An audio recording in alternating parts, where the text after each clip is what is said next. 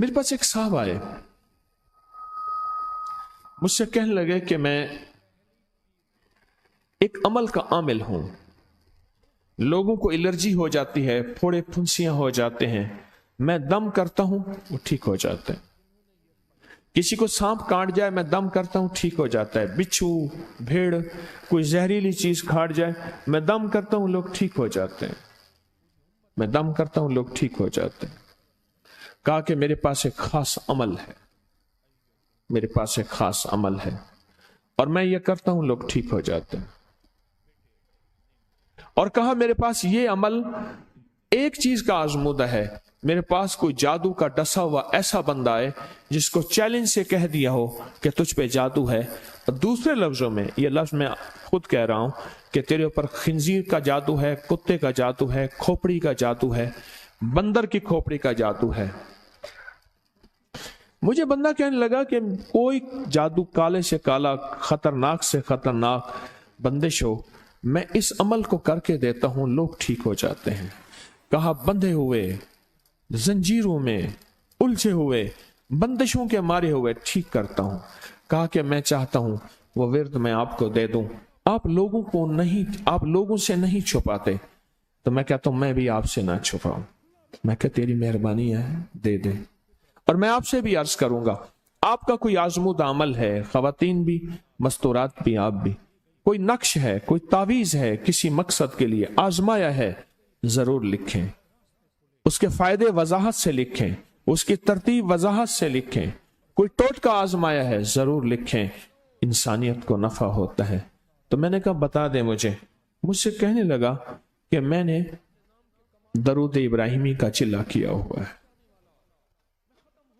मैंने दरूद इब्राहिमी का चिल्ला किया हुआ है, मैं इन सब मकासद के लिए दरूद इब्राहिमी पढ़ता हूं, और मैं दरूद इब्राहिमी पढ़ता हूं और पढ़ के किसी को दम कर देता हूं, किसी पे थुतकार देता हूं, किसी पे क्या करता हूं, बस मेरे पास दरूद इब्राहिमी है और मैं दरूद इब्राहिमी से सारे काम लेता हूं।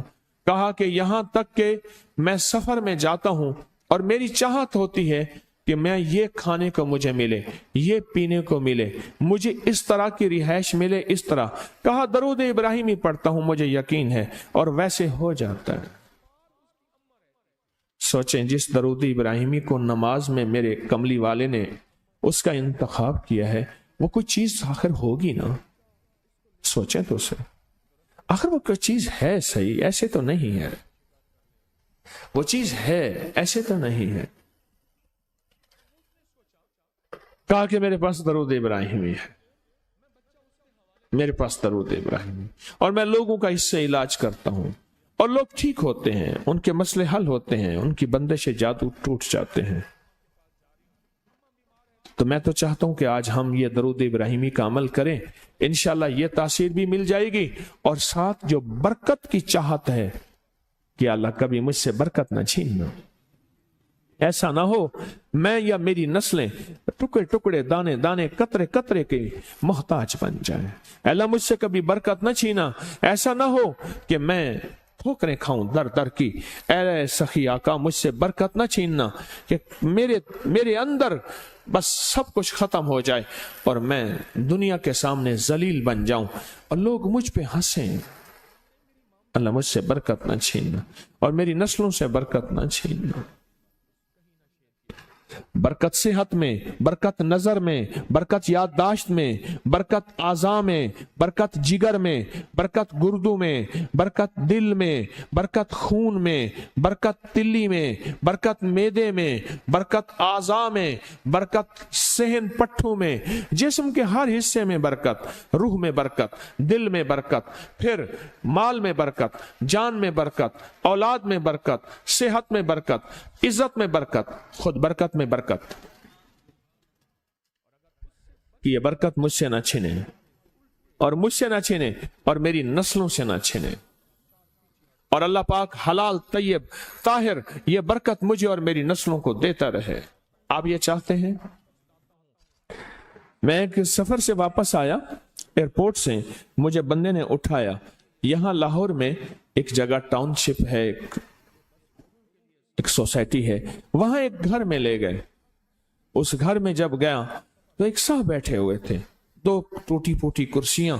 एक कहा कि मैंने इनको अपने घर में जगह दी हुई है, और उन्होंने कहा मेरा नाम ये है, मेरे पास एक जहाज सेसने होता था और मेरा सिक्का चलता था और मेरे पास दौलत और माल थी और मुझसे बरकत रूठ गई. अल्लाहुम्मा बारिक अला मोहम्मद. ये देखें, वाला आले मोहम्मद.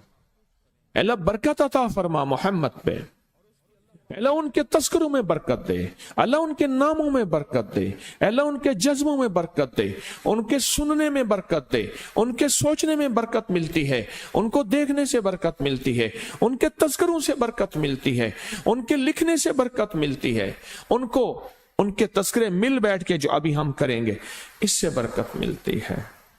कितने लोग होंगे जिंदगी में जो आपके मेरे सामने माल था, दौलत थी, रिस्क था, सेहत थी, इज्जत थी और उनका सिक्का चलता था, और आज वही लोग हैं जिनको कोई जानते नहीं और उनसे बरकत रूठ गई, उनसे बरकत रूठ गई.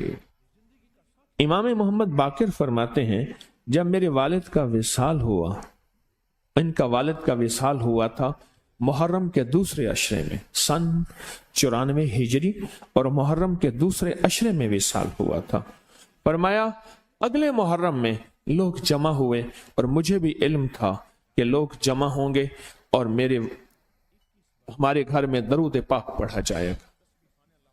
तो फरमाते हैं मैंने इसका एहतमाम किया और एक बात पे रोया, इस दफा मेरे वालिद यहां नहीं, और कहा कि रोया, और फिर मैंने दरूद पाक पढ़ा और उस दर्द, उस कैफियत, उस जज्बे के साथ फरमाया दरूद पढ़ा, और सब ने मिल के दरूद इब्राहिमी पढ़ा और बहुत ज्यादा पढ़ा, और फिर सब ने मुझे इस्तदा की कि आज आपके वालिद नहीं हैं, इस दफा आप दुआ फरमाएं. और फरमाया फिर दुआ की.